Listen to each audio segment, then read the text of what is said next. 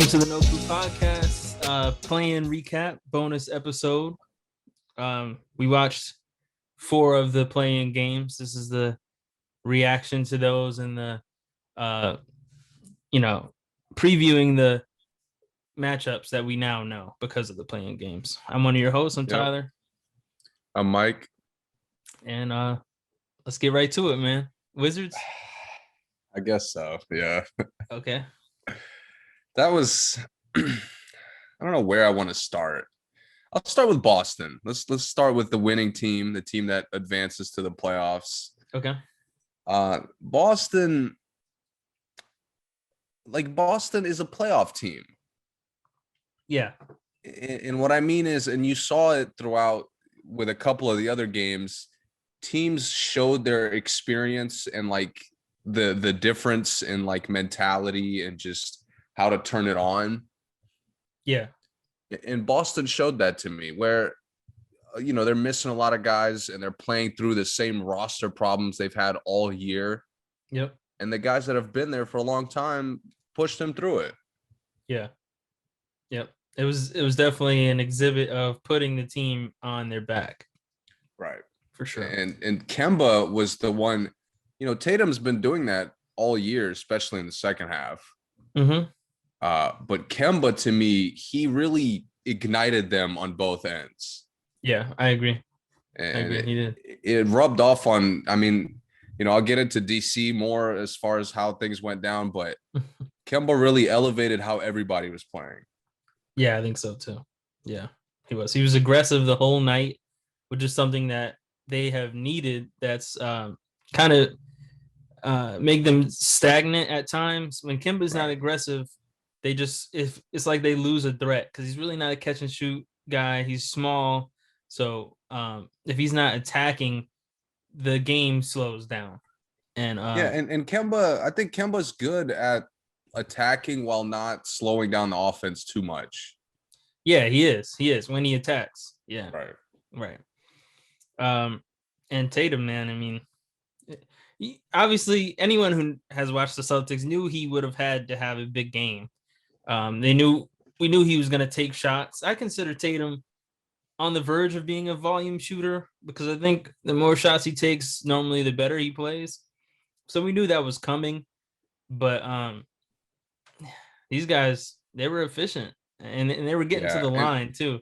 That was the big thing because Celtics have had games where they do not shoot enough free throws, especially Tatum because he takes so many jump shots. Yeah. So, and they were, some people are mad at the free throw difference, but the Celtics were a lot more aggressive in like drawing fouls. They were, and they were going to the basket a lot. Yeah. And the Wizards weren't so much. Yeah. I mean, at least not not aggressively, at least. One last point about Boston. I think Tatum being a volume shooter without Jaylen Brown looks a lot better.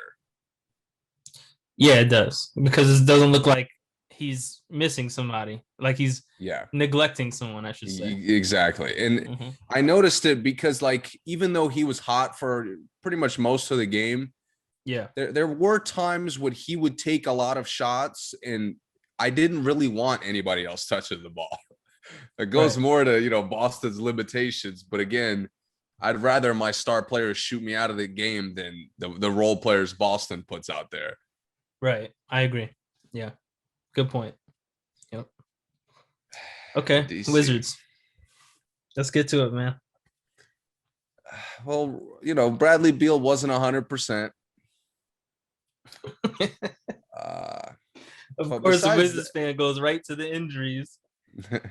No, honestly, man. No, I'm playing. Beal played. He could have played better, and I told you at one point that he was missing a lot. Yeah. But he's often relegated to being a volume shooter. Yeah, he is. Especially this season. That's why his scoring average has ballooned. Yeah. Because he's getting a ton of shots. The team is kind of just forcing it to him and just moving out of his way. Mm-hmm. And he could have played better in that way. And the thing is, the difference between Beal and Tatum, Beal is a really good off the ball player. So he can be a volume shooter and it doesn't doesn't take anyone out of the offense because he's the end of the offense. Right. Like Tatum would bring the ball up court 3 possessions in a row and take shots, but Beal just gets open and he takes some shots. That doesn't, it's a different dynamic to the team. Yeah, but this game really came down to the same complaint I've had all year long. Wizards can't guard anybody. Yeah. It's not that Tatum and Kemba combined for what, 89, if my math is right? Yeah, pretty much. 50 and 29. I'm pretty sure 79. Those were the two. 79. Yeah. 79 points between the two of them. Uh-huh. They were comfortable the entire game. Yep. And somehow, while you're letting the 2 star players be comfortable all game, Tristan Thompson is getting to settle into the game, even though he's playing like garbage. Yep. Peyton Pritchard is getting makeable opportunities. Yeah. Dude, Naismith got thrown out there and found like 5 good shots. Yeah. Yeah. And I've never accused Naismith of taking good shots. Yeah. Me either. I agree. I thought that was crazy too. And again, Tatum obviously carried the scoring load. And there was a stretch from the second to third quarter where you really saw that the Wizards they're not a winning team. Yeah. And a lot of people didn't notice this. Second quarter, I told you this, Bradley Beal took the challenge, right? He got a couple stops. He was competing, making it tough for him. Mm-hmm. Okay, Tatum's a good player. He's going to still score. Mm-hmm. Tatum started scoring. The competitive, defense to try to get stops flew out the window. Yeah. It went from I'm going to try to get a stop to I don't want to get cooked, so I'll send him to Robin Lopez. Mm-hmm. And in the third quarter, it blew up in their face. Yeah. Because Tatum, by the end of the first half, had his rhythm, was engaged in the game. Mm-hmm. And in the third quarter, he had 23, 25 points. Yeah, he had a big third quarter, yeah. It was so bad because Beal started taking the challenge, then didn't really take it as long as you're supposed to. Mm-hmm. And then in the third quarter, midway through, Scott Brooks is like, Russ, you got this. Yep. And Tatum started getting anywhere he wanted. Yeah, it was bad. And again, I'm not mad at Scott Brooks because you don't, Hachimura's in foul trouble. You don't have a ton of options for Tatum. Mm-hmm. But you have to have some kind of pride in wanting to get a stop. Right. And DC didn't have that with their 2 star players. Yep. Let me just run off some interesting stats between both teams. Rebounds were exactly the same, 49 each, right? Turnovers, 15 by the Wizards, 10 by the Celtics. Points in the paint, 56 by the Wizards, to 38 by the Celtics. Second chance points, though, 21 by the Celtics, only 11 by the Wizards. And turnovers, 15 by the Wizards, 10 by Boston.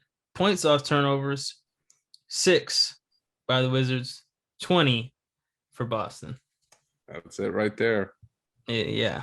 14 point difference, points on turnovers.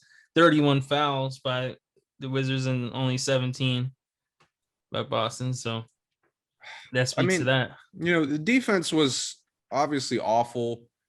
Bertans can't guard anything. Yep. He guards Wizards players better than he guards the other team's players at this point. Yeah. My God. I mean, it was so fitting that Tristan Thompson was benchable for 2.5, 3 quarters, and then went off the last quarter and a half because Bertans was guarding him most of the time. Can you explain Scott Brooks's starting lineup versus his bench? No. No. Gafford, Raul Lopez, Neto was Ish Smith, and Bertans all come off the bench, and Lynn and Neto start. Lynn only played 11 minutes. Neto played 17 minutes. Rui only played 16 minutes, which he was in foul trouble. Yeah, he was in foul trouble, right? But Taylor Hutchinson came in 10 minutes. I just don't understand what the point of starting Alex Lynn was, knowing that Boston isn't a big team as far as down low. And they've done a good job of like feeding Robin Lopez for stretches. Yeah, they did. They even had a couple plays where they fed him. He had a hook at one point, and then they acted like they couldn't do anything else but feed him. You know, the one thing that was kind of important about, we talked about Tatum and him kind of being a volume shooter. When Tatum takes, how many shots did he take? 32 shots. Normally in a normal game with Brown there, Brown takes, 20 shots as well. So you don't see the same shot distribution as you did here in this game, because you see Fournier took 11 shots, Smart took 8, Thompson took 9, and everyone on the team took a shot except for Grant Williams. Literally everybody on the team took a shot. I think they threw him at alley-oop. He didn't catch it. But Cornette and Williams came in at the end, I'm pretty sure. Yeah. Cornette was in there for like a couple plays, I think in the third, but like I said, he didn't really do much. But everyone else got shots off, and good shots, partially because, Kemba and Tatum being aggressive. Now, on the flip side, Westbrook, one thing with Washington, I get Westbrook needs the triple-double, the rebounds, but it seems like it doesn't help their offense like it did in Oklahoma City. And maybe because Billy Donovan was the triple-double machine coach at that time, so him and Scott Brooks have different ways of helping Westbrook get these triple-doubles. When I say helping, I'm saying providing the atmosphere that they can get it. But Ish Smith and Beal being the second and third leading rebounders on the team that doesn't work. Because if you have all your three guards are leading you in rebounds, you have no fast breaks. That's why they don't have points off turnovers. Yep. And Ish Smith plays like one of their best rebounders. He's not just like getting random rebounds that are just flying in his direction. He's going to get more rebounds than bigs are. Yeah, and with the turnovers, the steals, the blocks, all that stuff, they're not pushing the ball like they could because all the guards are coming to the ball differently than obviously than Boston. Boston just pushes. Kemba come get it, Tatum come get it. Everyone else is gone. Even Smart, he never comes and gets the ball. If he gets a steal, he goes. But you never see him coming looking for rebounds. Yeah. As a leading rebounder. And so I think that kind of played a part into their how they looked. Gafford only had 5 rebounds. Lynn is 7-2, only 4 rebounds. But you look at Boston, they had, no one had more than 6, but 3 guys had 5, 2 had 6. So they had a very, spread rebounding. So it just looked like the Celtics were a more cohesive team altogether. That's the Wizards to me haven't been cohesive all year. Yeah. And with Russell Westbrook, man, I should have expected the game that I got from him. Mm-hmm. But the absolute lack of awareness to like not even know your own game. Yeah. I mean, 10 years into your career, you're not a mid-range specialist, bro. Yeah. Like this first shot that he made on Kemba was like literally a Kevin Garnett pull-up mid-range. Yeah. Right off that shot, I'm like, I don't know. I'm already not feeling the shot selection. Yeah. And there were so many times when, like, dude, you're in the paint. You're full speed in the paint. You cocking it back, elevate and poster. Mm-hmm. Why are you elevating and trying to finesse with your offhand? Russ, I've watched you for a decade. You're not an offhand finesse player. Right. Oh my God, there was two moments late in the third quarter where one was a fast break, and I think Smith gave him the ball instead of Beal on the right. Mm-hmm. And he just goes up with the left and gets it pinned. Yeah. I'm like, dude, you're the most athletic player we got. Why are you laying it up? Most athletic player in the gym. Dude, I don't understand. And the shot selection, even, above the missed layups, you're bricking mid-range pull-ups straight backboard. Yeah. And the air ball, I think. Yeah, like, was that not a more like Russell Westbrook type of game? It definitely was. And he was such an awful leader too, because he was mad all game. Yeah. Westbrook is I understand him playing hard is like really cool to the people who to the media and the fans and stuff, but you can play too hard. Like, that's the thing. And I think Westbrook, sure, what we've seen from Westbrook in these pressure situations is that he just tries to go way too hard. He tries to take over himself. He tries to do everything. He tries to embarrass the other team.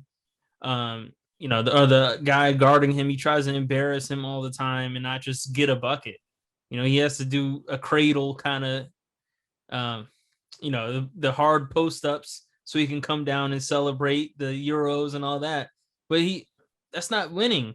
Nope. And we've seen it the last 3 times we've seen him in a high pressure situation was him trying to embarrass the other team one way or another, and then him getting embarrassed.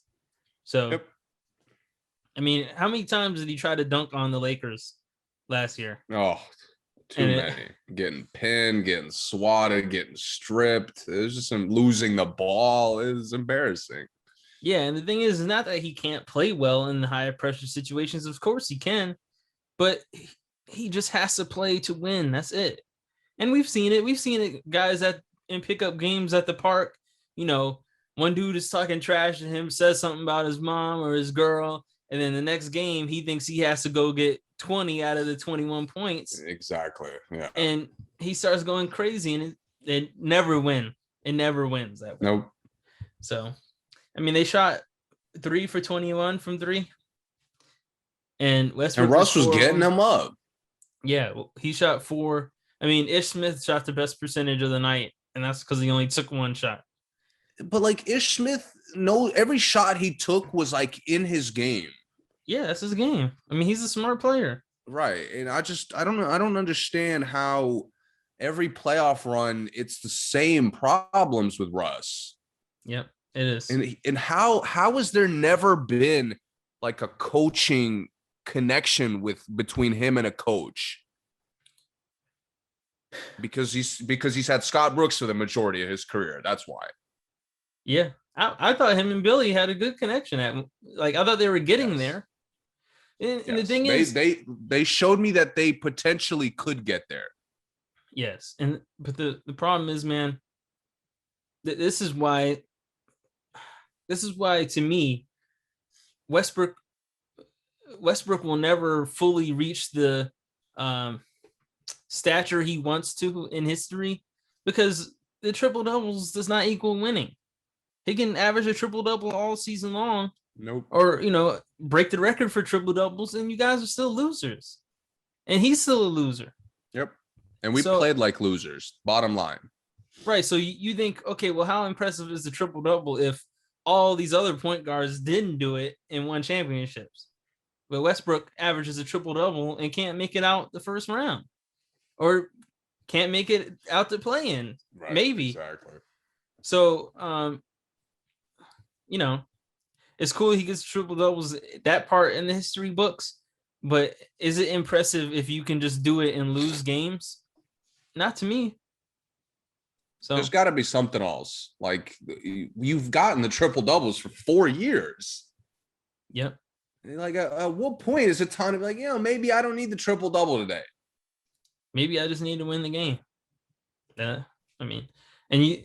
That's why there's guys who have surpassed him in the point guard ranks because they go out and win. Same thing with Harden too. I mean, that's what keeps Harden below in the point guard ranks if you consider him a point guard, because Lillard and Steph just go win, just go out there to win, whatever it takes to win. Yep. If I don't score, I'm cool as long as we win. But all right, let's move on. Let's move on to the first game of that day. What a beatdown. A serious beatdown. I'll give Indiana credit. They were one of the teams that showed up like they wanted to win. Yeah, they were. And Charlotte, I knew they were young. I knew they were inexperienced. But the way they played all year, I didn't think they would come out the way they did. Yeah. And it's like, it's easy to be like, oh, Indiana's been a hot shooting team for, most of the year. But if you watch the game, like off of makes, TJ McConnell gets the inbound and zooms full court and gets a layup. Yep. Off of makes. Yep. Off of makes. What are you doing? O'Shea Brissett was getting coast to coast buckets. He had a couple of them. Indiana was just take it coast to coast. Indiana was getting easy opportunities, literally start to finish. Yeah. I by halftime, I couldn't even watch. I watched like 2 minutes into the third quarter and turned it off. And McDermott was getting whatever he wanted, jump shot wise. They couldn't get around screens at all. No screens. They got around no screens. In the NBA, like that's all you got to deal with in the NBA is screens. Yeah. I'll say this, man, and not to be a hater, but I didn't like the LaMelo start over Graham. I know Graham's been hurt, but Graham is a big time player. And LaMelo, I don't know what in this situation, he brought nothing to them in the beginning. Absolutely nothing. He doesn't move the ball that great. And that's not what they needed. Anyway, they needed to score. Like they needed defense because they knew the Pacers were going to come out hard, playing hard. That's what they do. Yep. Did Biyombo get hurt in the beginning? I think so. So, that changed things. Zeller came in and played great. Monk came in and played good. It's like it just looked like a team that was inexperienced. They just weren't ready. That's what's tough about the play-in, that they don't get the feel out game. That was it. It's over. So we'll see what they do, man. Shout out to the Pacers. But I like that kind of aspect of the play-in. Mm-hmm. I like how it's do or die. I like how there's a desperation in each game. These all felt like finals games, honestly. Yeah, man, really competitive. All four of them. And Charlotte, again, the future looks solid for them. It does. They're going in the right direction. They are. Yes, but this is a good learning for a team like this. This is a great learning experience, I think. Yeah. And the thing is, man, one more thing about LaMelo. It looks like he was at a point where he was feeling embarrassed and that he needed to do something special, and it didn't look good. It looked really bad, actually, to me. As a teammate wise, it looked really bad. And he looked desperate, and that's not how you play in the NBA, at least. Yeah, I'll give him a pass because he's a rookie. But I agree with what you're saying. And I hope he showed me elements that he could kind of take a step back and play to what the team needs at certain points in the year. Yeah. And if this was a series and he struggled over the whole course, I would be more inclined to see what you're saying. But this was a game for a first-year player who, obviously, I'm sure he was excited, wanted to show out, and it just didn't happen that way. Well, that's why I say if it was a series, I think he would have played better. But in this one game, it's not the time. It's not the right time. You know, because he got to go in thinking this is do or die, and he was thinking, all right, I gotta show everybody I can do this, and you don't have to do that. Like this isn't it. But real quick, Boston and Brooklyn, how many games and who wins? 4-0. I'm not even gonna play around. 4-0. I'll say 5. I'll give them one game. They can win more than maybe one game. Brooklyn, but maybe if Brooklyn, if a guys get hurt again or something, but full strength, they just got full strength. Oh, they taking it out on Boston. I can tell you that right now. I think Boston has the right team to defend them, though. Boston doesn't have the right team to stop them, though. That's the problem. Yeah, no. They're at the point where I'm not sure if anyone does. But I like Smart on whoever, on Harden or Kyrie. I like Fournier chasing somebody around, but if not, I'm cool with Kemba on Kyrie. I'm not mad at that. As just keep Kyrie out the paint. I like Tatum on Durant. I would have liked Brown better, but I know that's the key, man. If Jaylen Brown was playing in this series, yeah, I think this would be a tough 6 games for Brooklyn.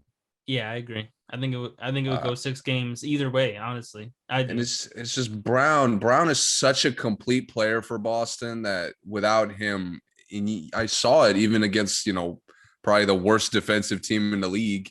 They're just so limited. Yeah. And DC, is a terrible. They don't take advantage of the things they're supposed to. And Brooklyn's gonna feast on Tatum. Misses 3 shots in a row. That's gonna be like 4 Joe Harris buckets on the other end. Yeah, I like Fournier and Joe Harris. That's a nice matchup. Fournier was trash against us, by the way. He was absolutely the only guy we could guard was Fournier. Nobody else. And he was missing easy shots too. Yeah. All right. To the West. Let's go. Let's save the big game for last. Yeah. Memphis and San Antonio. Great game. So good. Great game, start to finish. Just comes down, man, to the depth and the starting lineup. Of all people, like Greg Popovich, like that's who had probably the worst coaching decision of the year to me.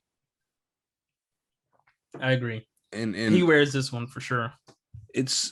I understand trusting the rotation, I guess. Yeah. But Vogel does this very well for the Lakers.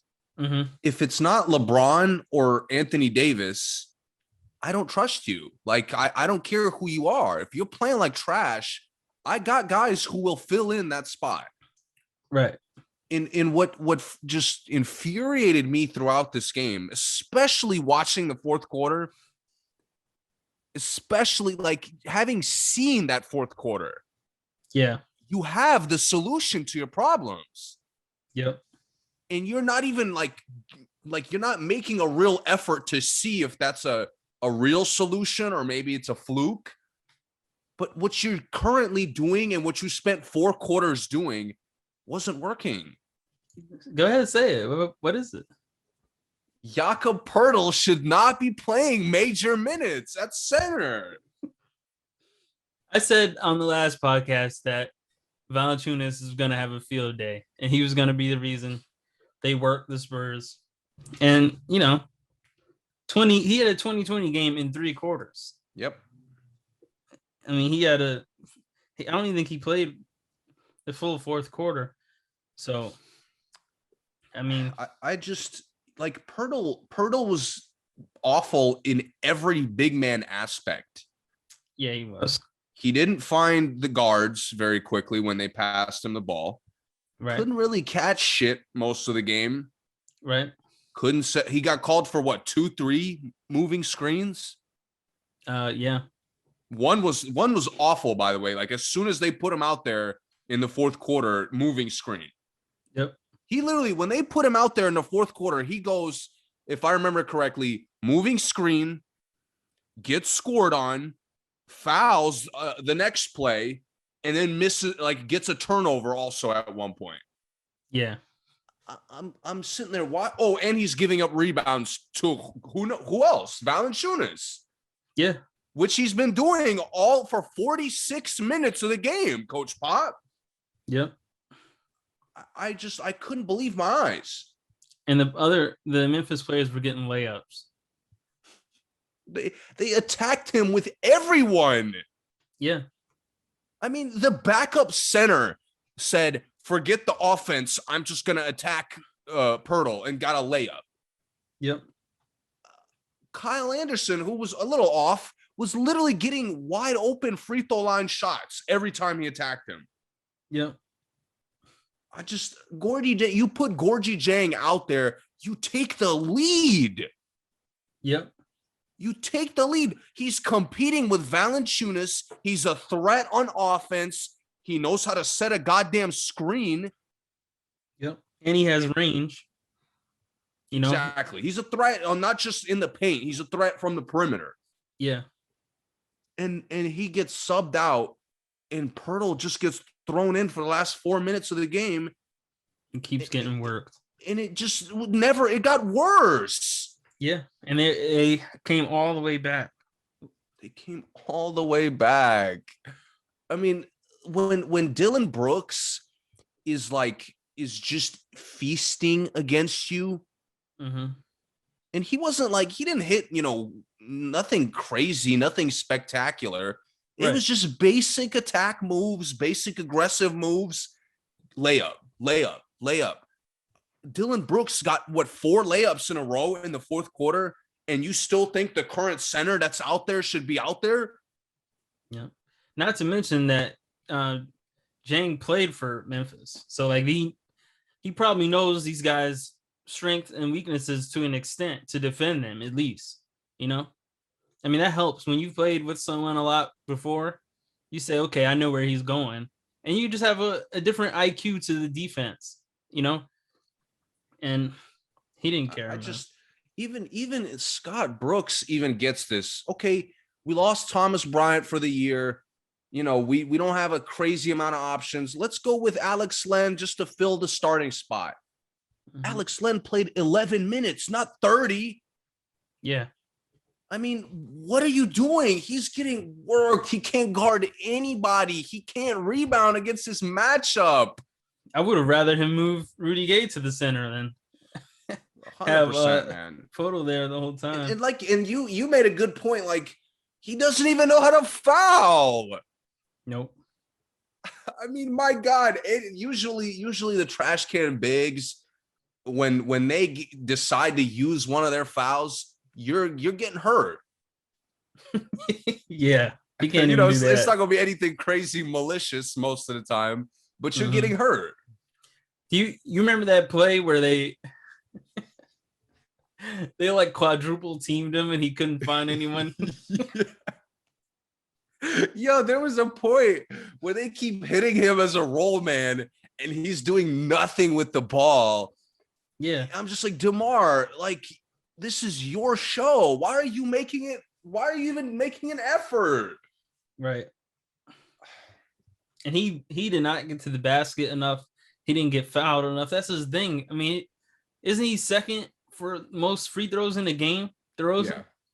He barely got to the line. He got flat out outplayed by Dillon Brooks. He did.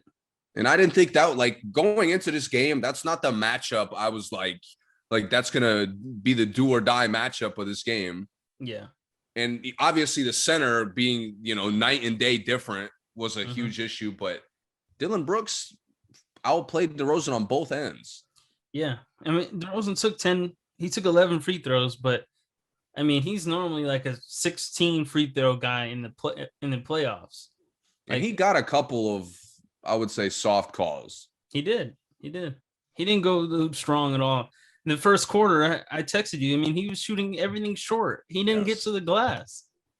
And he's the most athletic, other than Morant. He's the second most athletic player in that game. But that was disappointing, man. By the Spurs, by Popovich. This might be Popovich's last ride. That's not how I would have did it.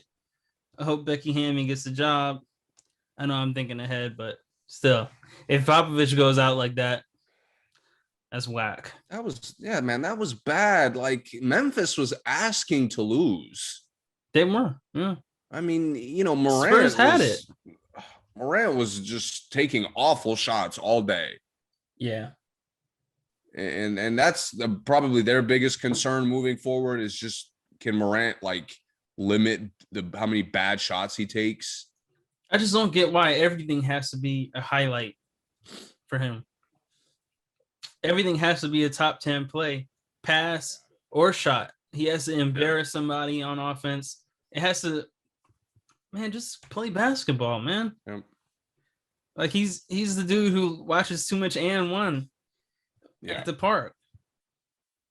Anyway, let's get to the big game.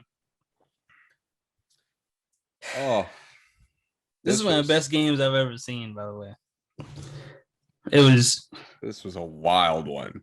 It was, and it was one of the best games by, it being close, not because I saw a lot of good play. I will say the first quarter is by far the worst I've ever seen LeBron James play in my life. And he played terrible. LeBron was on some other shit for most of this game. Dude, he didn't hit. I don't even think he hit the rim in the first quarter. He had that one lucky tap in. I have no idea how he got it with the left hand on the. Yeah, because AD was missing everything. Yeah, he got that, and then everything else was backboard, brick, side of the backboard on the shot clock violation. I mean, I'm like, what is going on? This game, the fact that the Lakers won this game just shows how much better they are than every other team in the league to me.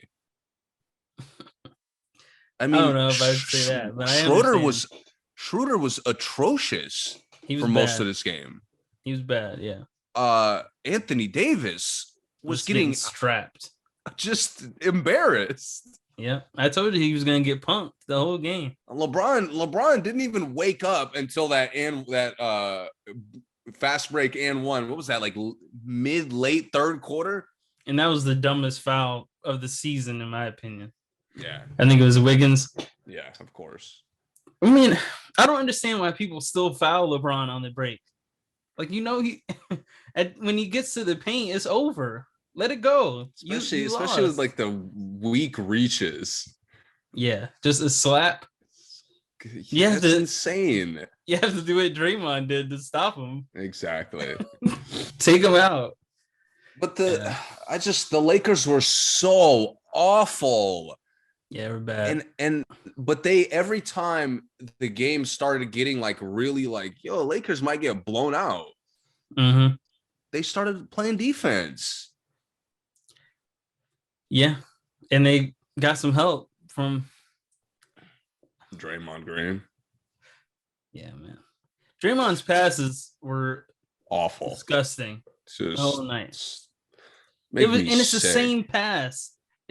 He tries to get the cutter from the corner, and he throws a little bounce pass and hits people in the shin instead of hitting them, throwing lobs. It wasn't even. I wish he was hitting shits. He was throwing it straight to Laker players.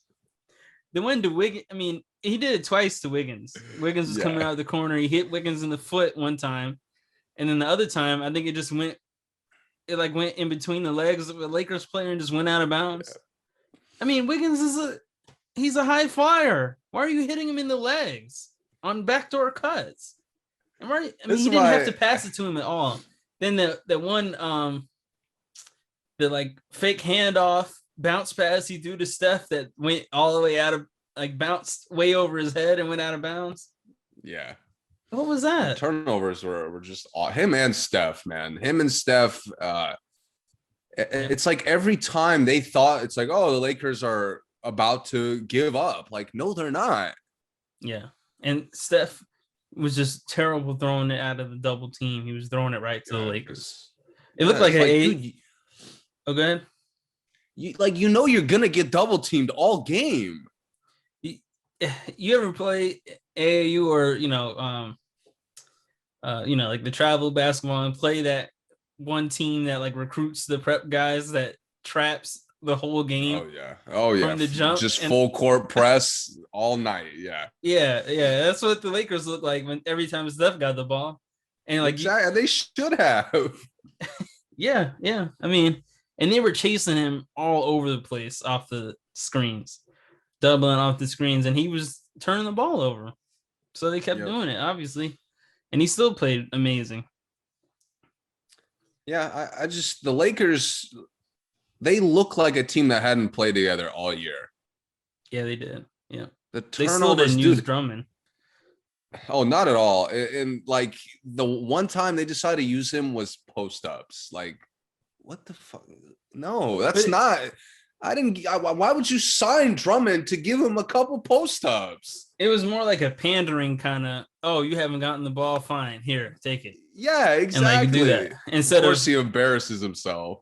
Yeah, instead of like setting him up, they're just like, oh, Andre hasn't had it. Just hand it to him. Get out of his way. That's not his game. And yeah, it was bad. That was bad. I take back any like all-time praise I gave Anthony Davis. I take it back. Yeah, me too. You saw what I texted you. That was disgusting. Like, and he closed the game much better because Draymond couldn't guard him as much. Yeah. And the Lakers did a better job of like getting him looks. Mm-hmm. But every time Draymond was on him, Draymond looked like a varsity player and Anthony Davis looked like a JV player. Yeah. Draymond looked like one of that AAU team. That's fire. Yeah, you can't back him down. And when you can't back him down, you can't just turn to the basket. No, and Draymond what do you keep looking for a fadeaway for? Yeah, Anthony Davis, to me, like, I know Draymond is an all-time great defender, but like Anthony Davis would come close to positions where he could get good shots, and then he would just like get away from that. Yeah. Like you all of a sudden you're at the rim, you pick it up before the double team's even there, or you're backing a guy down and now you're bringing it back out because you couldn't back him down that hard. Right. It was really bad, man. And I feel bad for the Warriors. I really do. Yeah, man. I'm with you on the AD stuff. Like watching him just makes me appreciate the guys I do have on the all-time great list. Yes. And it was ugly. And to me, the Warriors lost this more than the Lakers won it, obviously. You asked me what I thought it would come down to, and I ended up being right, which was Draymond and that stupid illegal screen. And it wasn't, I guess it's not a hack, but it just sucks when Draymond is the reason, is like not the reason, but you know what I'm saying. Like Draymond is that last straw to them losing a lot. And I mean, like, Draymond didn't have any fucking composure. He didn't. None. Like, I getting a tech in this game early. Dude, Wiggins was playing great for a stretch in the third quarter. And then from late third quarter to the end of the game, he was awful. He just disappeared. He just completely disappeared. And part of it was because Draymond was trying to force it to him. And I'm like, that doesn't surprise me. Yeah. I don't expect Wiggins to carry us to victory. Right. But Draymond, you're the second guy. You're the guy who gets everybody involved. Yeah. And you're not even looking at the rim. Yeah. At least look at the rim before you go high low. You're literally getting the ball to go from high to low. Yeah. Every Lakers player predicted at some point what Draymond was going to do. Yeah. And he passed up a couple wide open looks on that left wing. That was part of the play. The high low you're talking about. Yeah. He shot one and it was just a little bit off. And then he never shot anything else. So Yeah, he just backed up and double teamed who they knew he was going to try to force it to. And I know he's working on his game. Like, I know the Warriors aren't telling him to not shoot less and less. Mm-hmm. There's no way. Like, Steve Kerr is not that bad of a coach to be doing shit like that. Right. And I just don't get it. This made me two things. Really hopeful for the Warriors' future, because I think if they had Wiseman and Oubre, they would have blew the Lakers out. Because the Lakers were fully healthy, right? They weren't missing anybody. Yeah. And it looked like they were just missing some extra pieces. Some guys were out there a little long. I think Toscano Anderson out there was a little bit long. Poole had some good looks and he knocked big shots down. Mulder was out there a little much. He had a little too much responsibility this game that I think Oubre would have definitely taken some load off, and Damian Lee. But the Lakers, the Lakers being able to adjust the way they did was impressive. Because just like the entire playoff run last year. Yeah.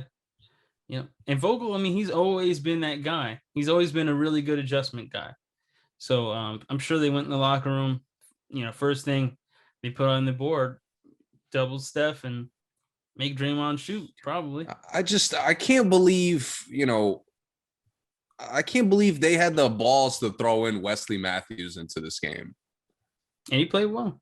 And he fit the kind of how the game was getting. Like, the game was getting more intense, more physical. That's a good fit for Matthews. Mm-hmm.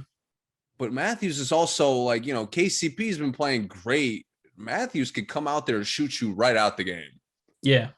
Yep. And he tried a couple times, but it was crazy to me how almost clutch his substitution into the game was. Yeah, I agree. And the Lakers, like you said, they adjusted. They continued to just wear the Warriors down defensively. So, who do you have in the Warriors Grizzlies?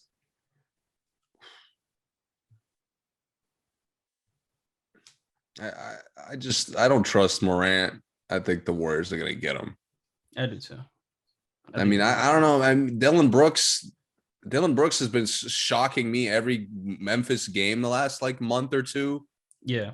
So if he annihilates Andrew Wiggins, maybe it's a different story. But I mean, Steph has just been nuclear. Yeah, and my thing, he has to annihilate Wiggins. Yeah, because Steph is so nuclear. It's like you're not stopping him. Right. And Memphis also isn't the Lakers. They can't capitalize on mistakes, as consistently. Right. Yep. And I think they may have Damian Lee back because he was just on COVID. Right. Oubre's wrist is bad. He'll be back if they make the playoffs. So one thing I'll say about the Warriors real quick, I miss when their backup point guard was completely different from Steph. When it was Sean Livingston for a while. Yeah.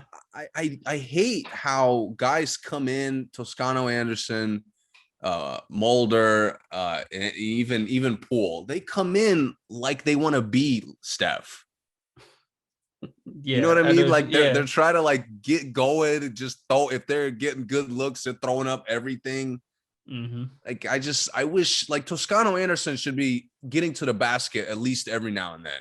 Yeah, he's not what is he doing? Just jacking threes. That doesn't look good to me. Yeah, I agree. When they have to just play the starting five without the starting five, it doesn't. Yeah, it doesn't work. It's one of the reasons I liked Wanamaker with them, because Wanamaker doesn't try to be Steph. And that was very odd, just give up. Because they got nothing for him, right? No, yeah.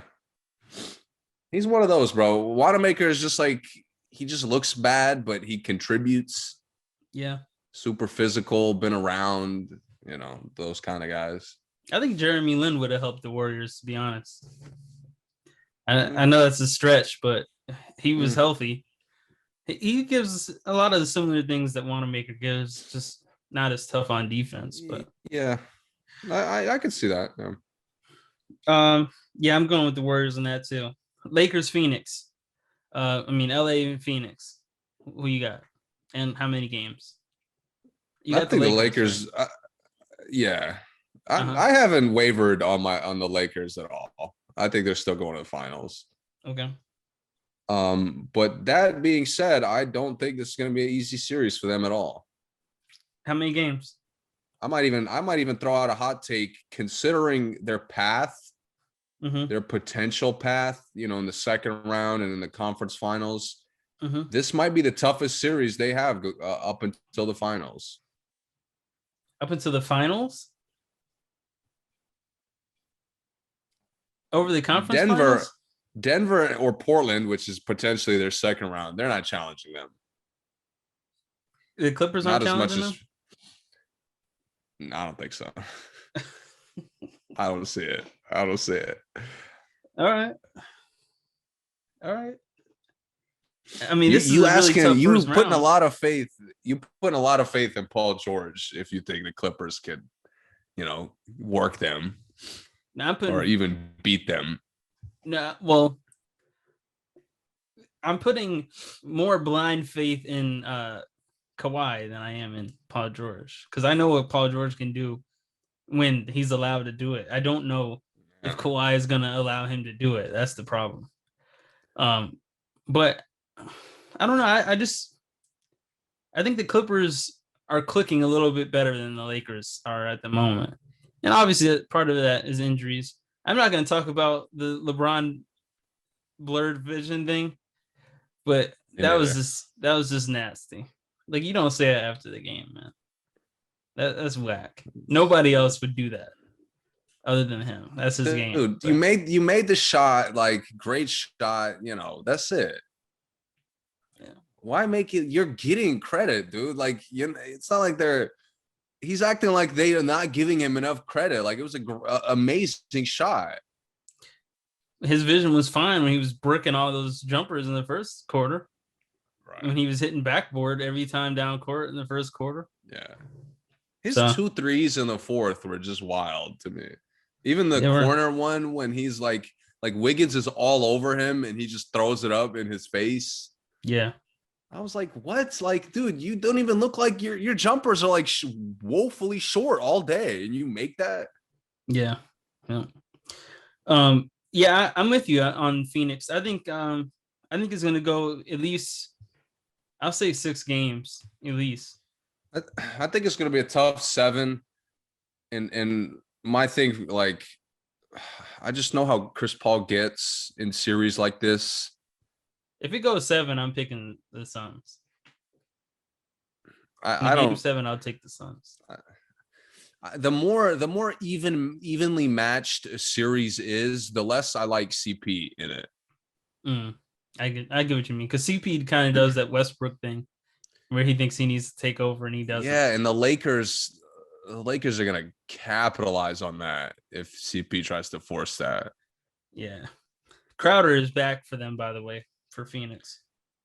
That's good, but I just can Phoenix keep that balance like they've had all year?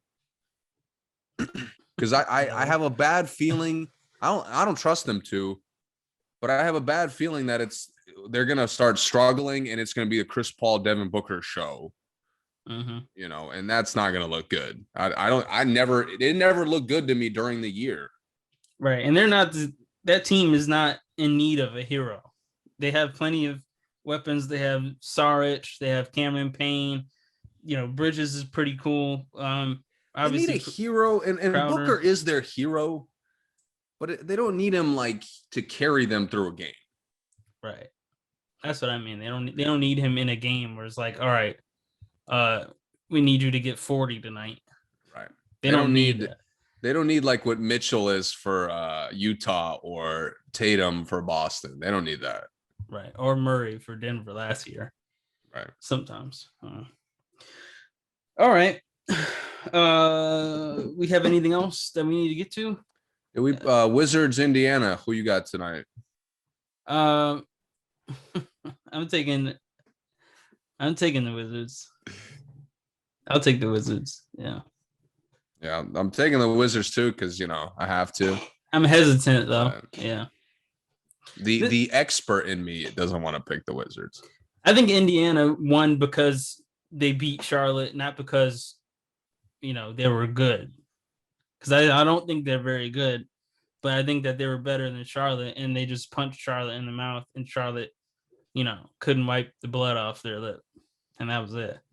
But they're not going to punch Washington in the mouth. So the Wizards take punches in the mouth. Like, they encourage punches in the mouth. They do. They often don't start playing until they get punched in the mouth. I will say this, though. If they lose this, I don't know if I look at Beal the same way from now on. I know Westbrook is running the show, and a lot of the game is dependent on his play. But I need Beal to show me he's a winner this game. I need it.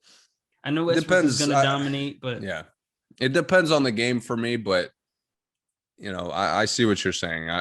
That will be something to look out for with them. He doesn't have to get 40, but if they're down 5, I need him to be aggressive. Involved. Yeah, right. Don't just run around and run these like Rip Hamilton type plays that they run for him, where he's going back and forth on the baseline. I don't need that. I just come get the ball and just take TJ McConnell or Holiday. Just take him. Yeah. Scott Brooks is so awful. Even though I don't blame him for the Boston game, you notice how bad they look when they try to like get somebody involved. Yeah. It's not like, oh, let's like Miami just tries to include Duncan Robinson. If he's not, if he can't get open, okay, we got other options. Yeah. And I could say that for practically every playoff team. I could say that for. With DC, it's not just, oh, let's include Bertans in the plays. Let's run like 8 pin downs in a row to try to get him open. Yeah, I like how Miami, even though I dog Duncan Robinson a lot, I like how Miami, they give it to him. He doesn't have it. He gives it right back. Or they run that like 3-man weave almost motion. Yeah. He looks, oh, it's not there. Give it back. Looks, oh, not there. Hand off. But Bertans looks, it's not there. He gives it somebody, it up anyway and comes back. Or he just tosses it up. He looks, it's not there. Oh, let me step back. or let me go run the screen again. I'll just pop out further away and shoot a 30-footer instead. Yeah, it's Bertans is like that. They can't just they can't run plays and the play doesn't work. So we're going to fall back to posting up Robin Lopez because I don't mind that every now and then. No, we're gonna force feed Robin Lopez for 6 plays like he's Anthony Davis. And then they don't move. Like Robin Lopez he has good vision. But they give it to him and they just watch him. And he's like looking he's around just a like, mismatch. Oh, like I'm doing this. Yeah. Yeah. And he's not. And he's not doing that on Sabonis. Scott, I don't care if they win and make a fucking playoff run. Scott Brooks has to go.